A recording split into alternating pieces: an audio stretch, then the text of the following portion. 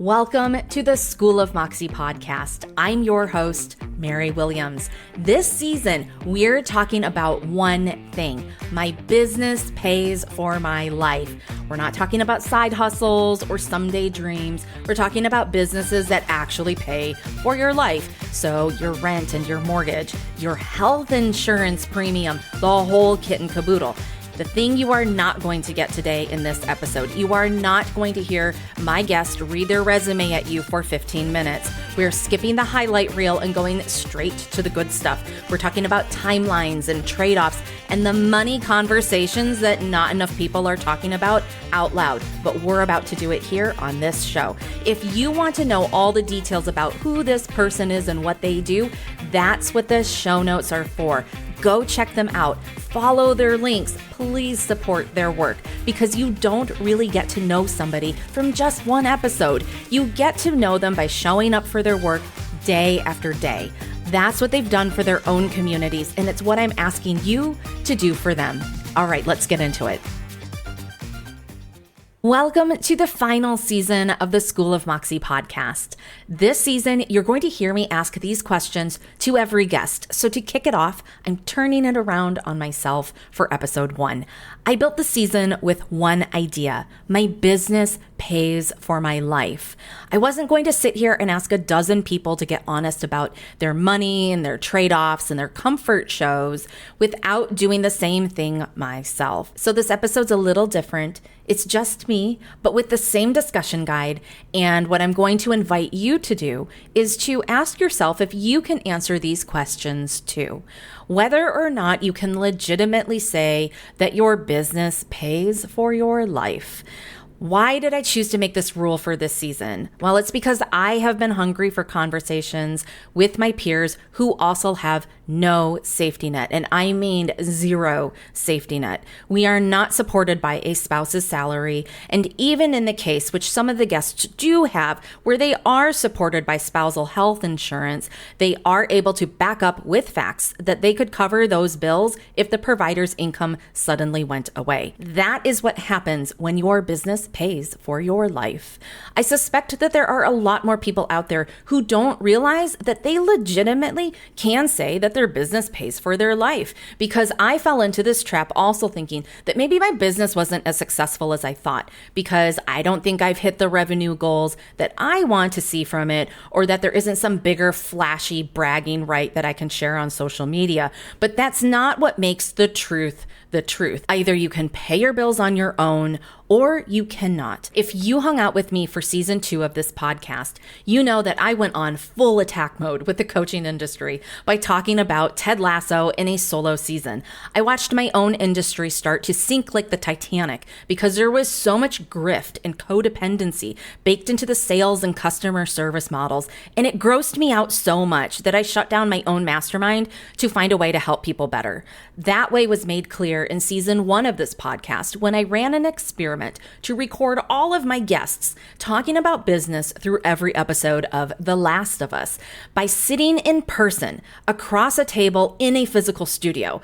I was on a flight home from Nice, France, reflecting on how strange it was that I found a studio on the French Riviera easier than I could find a place to record here in the Metro Portland, Vancouver region.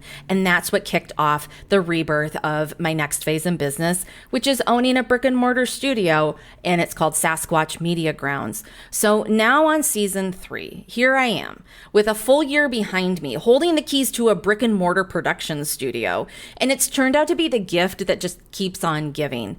I still get to coach my clients, but without all the coaching industry bullshit. In this space that I thought was going to be all about recording episodes for other people has turned out to be a revenue development space where I manage talent and build brands and help really amazing people create content that contributes to this season's theme. My business pays for my life. And before I start answering my own questions that I peppered everyone else with, I want you to think about your life and business. You may find yourself feeling triggered at different times, and I want you to recognize when those moments happen. Stay with the feeling. Don't drift away from it. Ask yourself what's going on there, because even if your business does not pay for your life, that does not mean that you aren't a serious or that you aren't legitimate.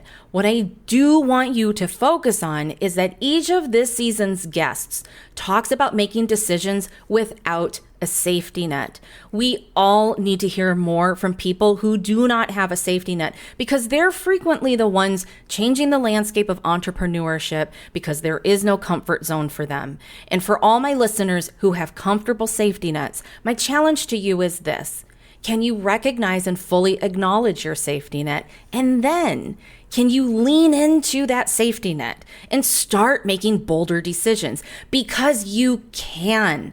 And guests on this season, including myself, don't have the luxury of freezing. And I see my safety net folks, which might be you listening to this right now, wondering why everything feels so hard right now, when actually the hardest decision you've been making is the act of making no decision at all. All right, let's get into the questions. So first, we're starting with comfort shows. And the first question I asked every single person was, what's your comfort show or comfort movie? First of all, you're going to love everybody's responses to this. I'm recording the solo episode after I have recorded all of the guest interviews. They're so amazing. I cannot wait for you to hear them. And it really got me thinking, well, what's my comfort show or movie? Because a lot of you who follow me know that I am chronically online. I'm an absolute TV movie fanatic. And so it's really hard for me to choose, honestly. I have a lot of choices, but for this episode on this season and this show, I decided to choose the movie Spy with Melissa McCarthy. The second question is, why is this your comfort show? What keeps bringing you back to it? And if you are listening to this in your car or while you're taking a walk, just remember all of these questions are in the show notes, so you can go back to them and you can use them as reflective journaling questions too. So why is this my comfort show? Well, I love underdog stories. I love that in this story, the main character played by Melissa McCarthy has incredible skills, and she learns by the end of the movie that not only is she an absolute badass, but she's really allowed to take up space. The third question is, what does this story reveal about your values, leadership style, brand, or approach to business? So my answer from the second question tumbles right on into the third. In this movie, Melissa McCarthy plays this character who's not your typical super spy. She's done the support work in the background. She knows all the tea going on with all of these super spies at the CIA. She doesn't do it alone, and she trusts her friends to help her. And I feel like that lesson shows up so big in this season of the podcast. So many guests said that their answer to success was, I don't do it alone. You cannot do this alone. And I love that this movie and this fictional story really embodies how much community helps her get through all of the trials and tribulations that go on for about 90 minutes. She doesn't assume that she's better than everyone else. I worked so hard to make sure that I really stay in my lane in business. I've had my ego moments like everybody else, but I never assume that I know more than the next person. I never assume that because somebody has a smaller audience than me, that I somehow know more than they do. I also don't assume the same of somebody who has a larger audience than me. And I would encourage you to really examine that as you look at who you put on a pedestal and who maybe needs to be taken down a couple of notches. And at the same time, she is genuinely impressed by the other spies around her, including the villains, interestingly enough, which I think is so important, because a lot of times we look at somebody and there's always a villain in our story. Sometimes it's a person, sometimes it's a pattern in the market or something you have to do, and it's not a person. But if you can look at whatever you're villainizing and you can see it for a reflection on something that matters to you, you're probably going to find a growth moment in that. And I have found that in my space too. When I look at my competitors and I feel any feelings of envy or jealousy, I lean into that feeling and I look at it and I say, why am I feeling that? I must want something that they have, or I think I want something that they have. A lot of times I'll look at it and I'll realize upon deeper reflection, I don't really want what they have. I just feel like maybe they're getting more visibility for something where I feel like that's unfair because I think I'm doing it better. And then I have to ask myself, well, how well am I communicating that out into the world?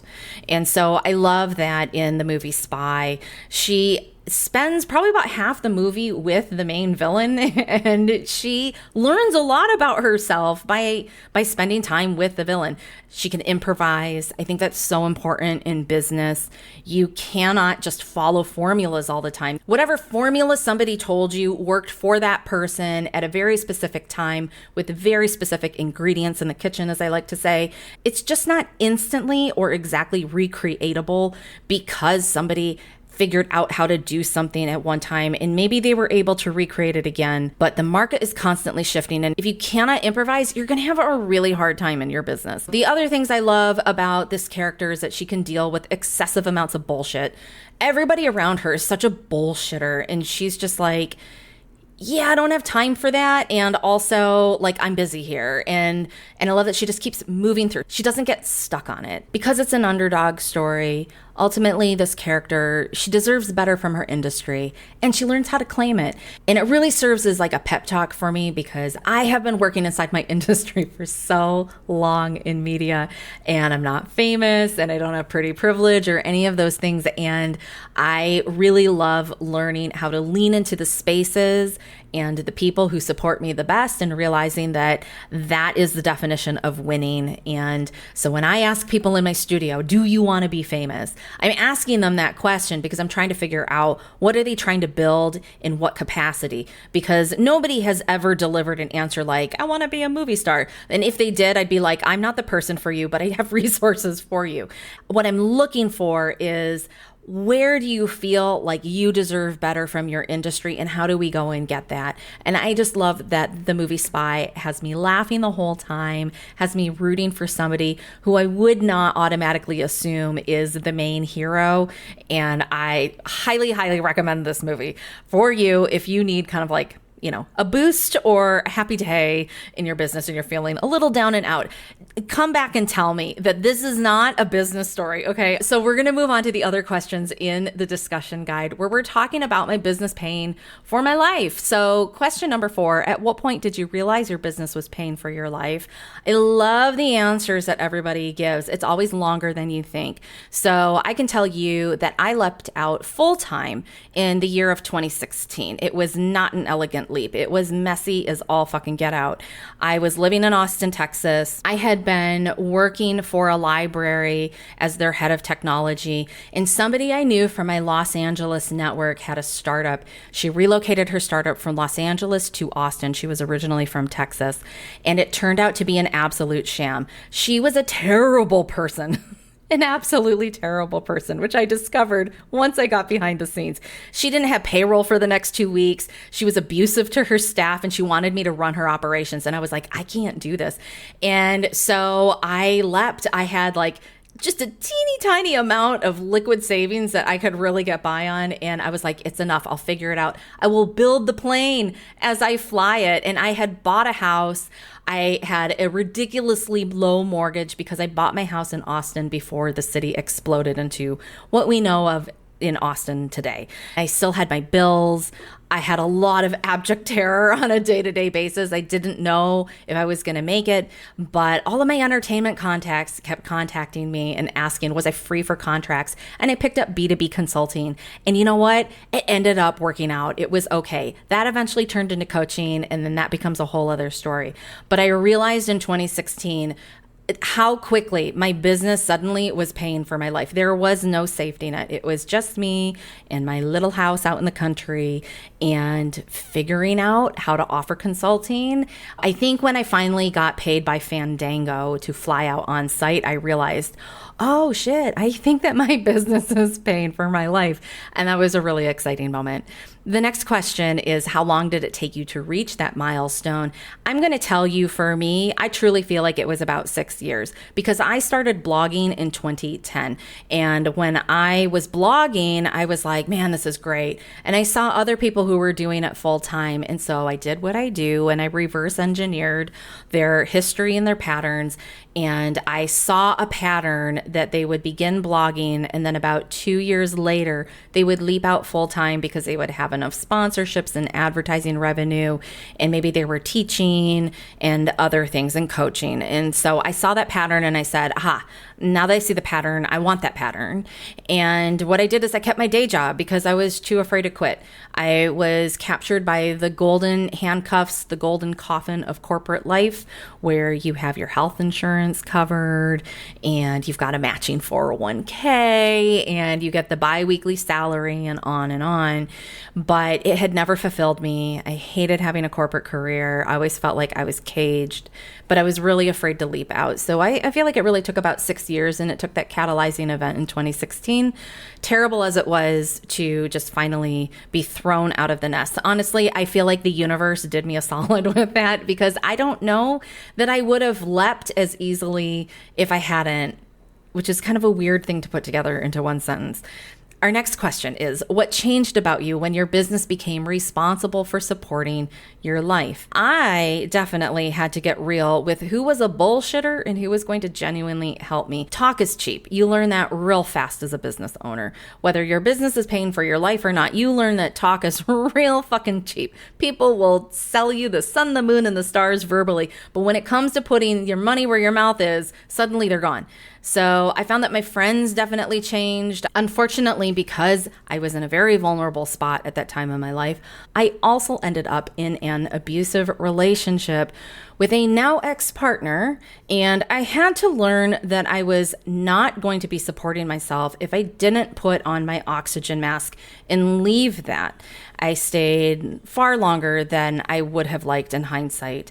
But what I learned was that there was no saving something that was just an extractive situation. I feel like that relationship in my personal life, because it was affecting my business life in terrible ways, was really a great lesson for me to recognize when there are extractive patterns with potential clients or networking partners. And that has really shown me very quickly over time who I will tolerate, what I will tolerate, and what I won't.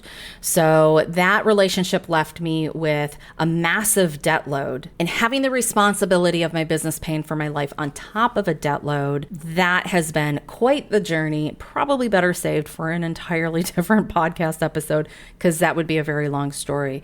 But I do feel like that is what changed the most drastically when my business became responsible for supporting my life. The next question is, do you feel like you work more than some of your peers? Why or why not? This was an interesting question to ask my guests, because it's a little bit of a mixed bag.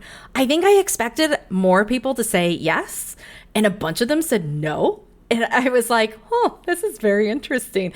I feel like I need to sit with their answers more, so I will be doing that with you throughout the rest of the season. My answer, though, is yes, all the time. I feel like I work more than my peers all of the time. Owning my brick-and-mortar studio has changed a lot of things, and I am definitely feeling founder life in a way that I frankly just didn't feel when I was more of a freelance style online service provider. I don't believe that service providers are all freelancers, but I do feel like that lifestyle and the structure of the business is more freelance-like than what I am doing at the moment. So I honestly do not have the cash flow yet to hire people to do all of the other things. So I still do a lot of it myself.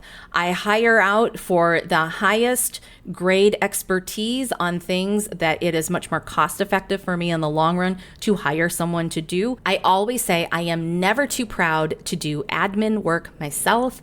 And because I'm a systems person, I tend to systematize and automate things as much as possible. So it's taken a lot of workload off of myself in that way. But yeah, I don't have enough cash flow yet to just outsource everything. And cash flow is the prime directive. So even if I can pay someone to do a few small things, I make sure that my physical location here in the studio is fully solvent. But the thing that I'm going to come back and remind us all before we're done with my solo episode here is that I like working. Like, I really like it. Working more than your peers isn't a marker of a negative or a positive thing. It's really more like, how do you work, you know? And I feel like this question gets at a much deeper truth. Do you like what you do? I think you need to ask yourself if you actually like working. And guess what? I fucking love it. So for me, do I work more than some of my peers? Yes, I most definitely do. And I love it. And I don't mind putting in those hours. I know that there's some toxic people out there who in the past have said, at the end of the day, I will outwork you. And I would absolutely echo that sentiment, but I don't mean it in a toxic way. I mean that at the end of the day, somebody else who doesn't love what they do more than how much I love what I do will quit, and I will keep going, and I will have a greater gain by morning. So that is how I approach the answer to that question. Our next question: what do you currently pay for health insurance each month, and how has that influenced your business decisions? I added this question in because I wanted to feel better about my own healthcare premium. It has been so painful to pay it. I have so many personal issues with the American privatized healthcare system, but this is a system I live in. I pay $731.64 for a single silver plan with Blue Cross in Washington State. I don't qualify for subsidies with the healthcare exchange in Washington State, so I pay Blue Cross directly. You are going to hear every guest this season with a very wide range of answers. Some of us pay the adulting premiums. Some people are kind of like playing a little bit of roulette. And then some people have a little bit of subsidization while they are getting their feet back under them, but their business is definitely paying for their life right now. I can say that I have lived and operated without health insurance. I would not do that today. I have used super cheap bronze level plans in the past, but the out-of-pocket costs that would get added on when I went in to see my doctor or had any labs done and so forth, it really added up. And if you added that up to match the monthly premium, sometimes it was more than what I'm paying now in my monthly premium. I learned over time by paying attention to the math, what would make more sense. And so I remind myself of that with this premium every month. I am definitely aging, and I'm on the eve of my 47th birthday when I'm recording this episode right now. I really can't afford to play roulette with my health right now. The abuse that I told you about has left me with a lot of lingering and chronic trauma-induced healthcare needs, and I'd really rather pay the bill than remove the stability that I am building back into my body for long-term health and quality of life. So the confessional that I do have with my answer is that I auto-bill this premium to a credit card that earns points, and that credit card is definitely not paid off right now. So I'm definitely floating my premium on credit, and that really sucks. But I'm able to do it, and I'm able to use a resource that I have in order to make sure that I maintain my healthcare access here in the United States. We do have a couple guests this season who don't primarily live in the US, and their answers about the healthcare that they get outside off of US soil is incredible. So pay attention to those episodes. You will enjoy it. You might cry a little bit about your healthcare insurance too. All right, the next question. What have you given up in order to build a business that fully supports your life? I can tell you I don't do the fancy things that I see other people do as much. I don't know that I even want those things. I was reflecting on my answer to this question before recording. You probably won't find me indulging in spa days. I have had boom times in my life and business when spa days were totally possible. I know I will get back to those because there are up times and down times. I have had periods in my life in the past where I easily paid $1,000 a month for weekly body work. Yes, it was amazing. I still love my massage therapist. I wish I could see him more often, but I can't right now. I've had periods of life where I easily paid $75 every other week to have my nails done in the effort of being polished and maintaining an appearance. I don't do that now. It's an extra expense that I just don't need at the moment. And I ask myself regularly if those things make me feel like I can show up stronger as a founder. The answer frequently comes back, no. So I really have to have a concrete decision with myself. I also don't get any paid time off. I will always be taking my laptop with me wherever I go because the true cost of being off the clock as a business owner is astronomical. I don't know anyone whose business pays for their life where they aren't paying that cost one way or another.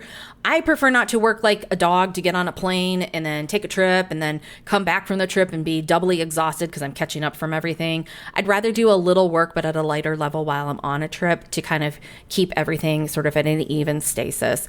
And so you'll hear other people in this season have varying answers to this question. Some people take full PTO. Some people do not. The majority of us do not. But I think if you can find a way to take PTO and really take a break, that's great. I just know from healing all of the trauma responses in my physical health that I need PTO moments on a weekly basis. And so I'm always trying to hack new ways to make more space and time for myself on a regular basis instead of like waiting for some magical moment that is months away and requires a lot of money and a lot of time and a lot of effort to make happen. The next question, when was the last time you genuinely felt the weight of knowing it was all on you? My answer to this is I feel this every fucking day. I think this might be the hallmark of someone who legitimately can say that their business pays for their life. You will feel the weight of it. The economy is also super crunchy right now as I'm recording this, thanks to Trump economics. And I don't know anyone who isn't feeling the pinch right now. Those of us who are dinosaurs in our respective corners of entrepreneurship know that cycles turn over all the time. But this particular cycle right now is particularly crunchy.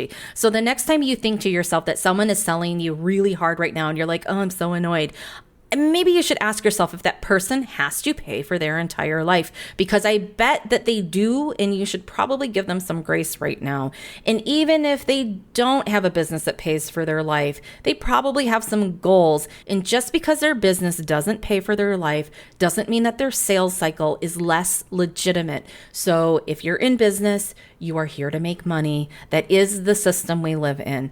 Do I love capitalism? No, I do not. But it is the system we live in. And as we all collectively work toward a better future where it's not so scuzzy all the time, you're going to have to sell something. And so I really feel like if you are annoyed with other people selling things, there's probably a money issue going on in your own business, or maybe you are taken care of and this probably isn't the space for you where I'm talking right now anyways. I'd be surprised if you're listening to this answer right now. Next question. What's easier now that your business pays for your life? Hands down, my time. I get to control every aspect of my time, and it is so important to me. I am a caregiver, and having the flexibility to arrange my days and weeks without asking for permission like a child from my boss. It's the best part about all of this. My nervous system is also much happier because I found corporate office environments to be extremely stressful. I hated commuting to work. It felt like I was driving to prison. It was awful. So there was just too much noise in every office and too many interruptions, and I am simply more productive in my home office and now also at my studio's physical location. I get to control the environments, and it allows me to work within my own neurodivergent palace of perfection, and I love it that way. All right, next question. What's a business expense nobody warned you about? I'm going to tell you my answer to this is all the fees. There's a fee for everything, damn it. And there's extra time and labor that you never expect that also is a fee cost really when you get down to it. Here at the studio, I have a really fun story from very recently. I was notified that the fire marshal would come through for an inspection, and it came with a fee for a fire code license that I had no idea I was going to be paying for. I kept thinking, why wasn't it in my commercial lease? Well, they don't have to put that in the commercial lease. They just have to notify you that the fire marshal is coming by. So that was a big surprise. The fire marshal took an issue with the hedge wall that makes up 1/4 of my studio's physical set space. So it looks like a box hedge, and it's hung on the wall. And I have a rule in my studio where I only want real plants. But this is one of those things where I saw it at Costco. It had twinkle lights in it, and I was like, this is the perfect backdrop. So I hung it up. I got it all installed, and they took issue with it when they first came in. And we spent a whole month communicating back and forth about this hedge wall, only for me to find out that they decided it was fine to leave as is. The amount of extra labor from that communication was insane. I didn't know if I was going to have to redesign a whole chunk of my set. I didn't know if I was going to have to get more things approved by them.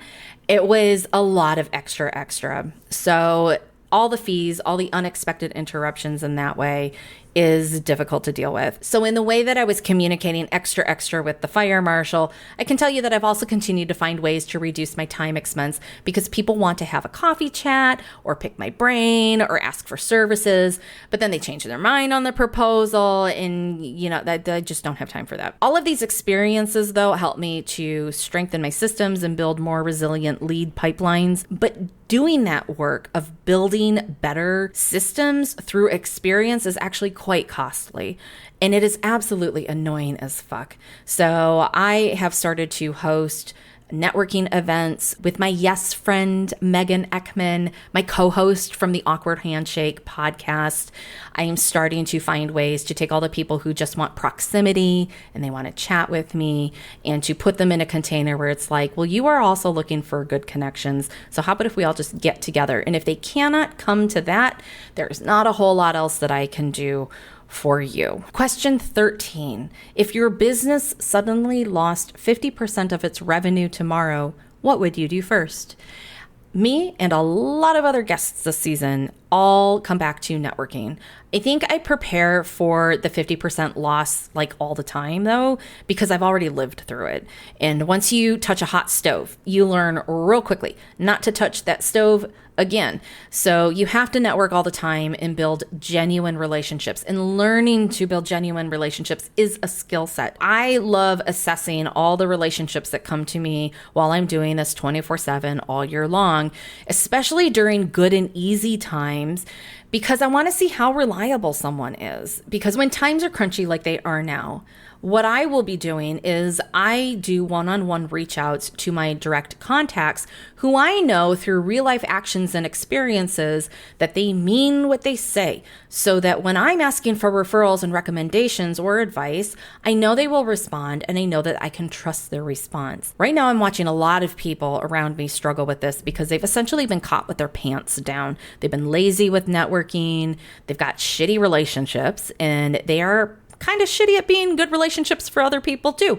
And now suddenly they need something. Sometimes you have to rebuild during tough times, and the constraint from the 50% loss, or maybe more than that, will help you ditch your own bullshit real fast. All right, the next question. What do you think many entrepreneurs misunderstand about becoming fully self-supporting through their business? Again, you have to like what you do. You have to actually enjoy working. You cannot go around believing all that fake grifter bullshit content on social media. Anyone who's bragging about how much money they generated this quarter when they know the economy is down, I call bullshit on it every time. It probably is. It's this thing where they're like, I had $1 million launch. And it's like, yeah, you spent $1,010 to have $1 million launch. So your net is actually like $10. So you will discover that some people around you are just not good people. And that is a sad fact. It's always really disappointing to me. I love to believe that people are really good. And I'm always sad when it turns out that they're not. You cannot give your friends your paid expertise for free, full stop. And a true friend is not going to ask you for that. Your true friend will offer to pay you. In my friend group, we pay each other and we definitely help each other out with things. You have to curate your community ruthlessly. There are people who are extractive and there are people who will mutually fill your cups together with you. You have to learn how to tell the difference between them, because the people who love bomb you and tell you all the sweet nothings in your ear when the times are good, they're going to want free things from you when times are bad. And if you realize that, oh shit, there's a lot of extractive people around me, that can be a real gut punch and it can be really hard to deal with. So learning to be ruthless when times are good is a really good skill to develop. You also cannot save a genuinely nice person from their own therapy problems. This has got to be one of the worst things that I struggle with. Next question. What are business programs, coaches, and communities not talking about enough that keeps people stuck in dependency patterns? You have to bring at least 80% to the table. As a coach, I can tell you a coach cannot want an outcome more for you than you want it for yourself. By purchasing a service or a program, especially the expensive ones, it can feel like you forked over not only your money, but your desires and your energies and your hopes and your dreams. And your monetary payment does not automatically grant you the end result. You still have to do the work. That is really important. I see people pay for programs because they're looking for friendship. They're lonely. You should not have to pay for friendship. Friends are not the same thing as your business community. Yes, there is an overlap in a center of the Venn diagram, but you should not have to pay for access to who you call your friends. And accepting the consequences and the gravity of being financially responsible means that there are a lot of really unsexy decisions. You don't get the luxury of saying you'll only wait for the most perfect clients, or that you have hard limits on how much time you're willing to work. Like people who claim that they quit work by 3 p.m. every day, I'm always questioning, like, so who's paying the rest of your bills? Or maybe you just sell something that is like genie in a bottle level magic. I don't know. There are unicorns in this world, but unicorn magic has been known to wear off. So I'm always real cautious about that. There may be goals that you want to work towards, but when your business needs cash flow and the cash in this world is tight, which it is right now, you will learn quickly that only someone whose business does not pay for their life will give you this terrible, no good, very bad advice. And those are people that I hold a lot of caution around. All right, the last official question is, what's the bill that you're weirdly proud to pay? My answer to this is honestly all of them. After surviving the abuse that I survived in my life and saving my life and my business afterward, I'm so proud of everything that I have done. But lately, the lease on my studio is an incredible accomplishment. I've paid the lease for a full year and 1 month when this recording drops. And I never thought I was going to get a brick and mortar space at all, but here I am. And there's no one behind me floating these bills. I'm making it happen. And this space has inspired me to do so many more things than I ever thought I would be doing. And I'm so excited for you to hang out with me on this journey while I continue to share it with you over time. Everybody this season finished with a final sentence. We did a little Mad Libs game, and it goes like this: my business pays for my life, and that means fill in the blank. So for me, my business pays for my life, and that means that no matter how hard it gets, I am fully capable of generating whatever I need whenever I need it. I don't need to wait for permission. I don't need to ask for handouts, and I'm free to change the world one voice at a time on my terms.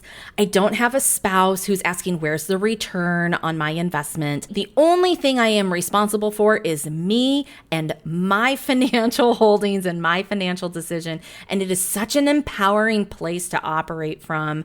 I love that the other guests this season share that with me. I don't know that I'm done being hungry for more of these conversations, honestly, but I think that having the guests on this season really helped me scratch that itch a bit more, and I was so inspired by all the things they said too. What I find interesting is that I did not have as many casting call submissions as I expected, and none of them came from men. I love that this season features female founders only, and I hope it inspires you too, because I know that there's a lot of you who watch and listen to the content that I put out. Maybe you even came over from one of my guests' audiences, in which case, welcome to the wild and wacky world of Sasquatch Media Grounds and Sensible Woo. I did have some people who applied where their circumstances were right on the line of being able to fit in with this pool of guests that I did end up featuring this season. And it doesn't mean that their businesses don't pay for their lives, but the level of consequence that every guest this season lives with on their shoulders on a daily basis is why they are featured together. So if you're listening to this season and you're answering these questions alongside all of us, and you're like, well, like I do, but also I kind of don't have the responsibility of my business paying for my life. Again, there might be some things that trigger you where you're like, you know, maybe I lean in too hard to the safety net around me, and that there's a bit more room to be a bit more bold. Everybody's risk tolerance is different. I am not saying that anybody should take a financial risk that you should not be taking. At the same time, if you're not making decisions that is definitely a decision. So if you've been trying to figure out why your dreams and goals just aren't hitting that level that you want, I do think that there's some magic in this season for you. By hearing the very real consequences of survival from this season's guests, you might just frame your business decisions a little differently from now on. And that decision, again, might be to start making actual decisions again. I know that the world has been really hard. Any of you who follow me regularly know what my politics are. You know where my stance is. You know that I think this Trump administration is absolute bullshit. It has made the world really difficult. It has made a lot of people freeze. I've had open conversations in other spaces with one of our guests this season, Eunice Brownlee, all about coercive control and abusive dynamics. She and I talk about it publicly and openly with our audiences. And one of the things we have noticed is there's a lot of people who clearly have never been through an abuse pattern before, and we are collectively going through an abuse pattern, and it is really, really hard. So I do not want to diminish that. Just remember that to not make a decision is definitely a decision. And it's also a luxury when your business does not pay for your life. So the season's guests are here to inspire you to do the thing. You've hesitated long enough. Remember to go check the show notes on each episode for the links to everyone you've heard from this season. Please go support their work and they will support you back. That's it for this episode of the School of Moxie podcast. This season was produced and edited by me, Mary Williams, through Sensible Woo and now Sasquatch Media Grounds out of Vancouver, Washington. If you're a business owner and you want help building your own media engine, come and subscribe to my emails at sensiblewoo.com/subscribe. I'll show you how it's done and I'll hook you up with the good stuff. See you on the inside.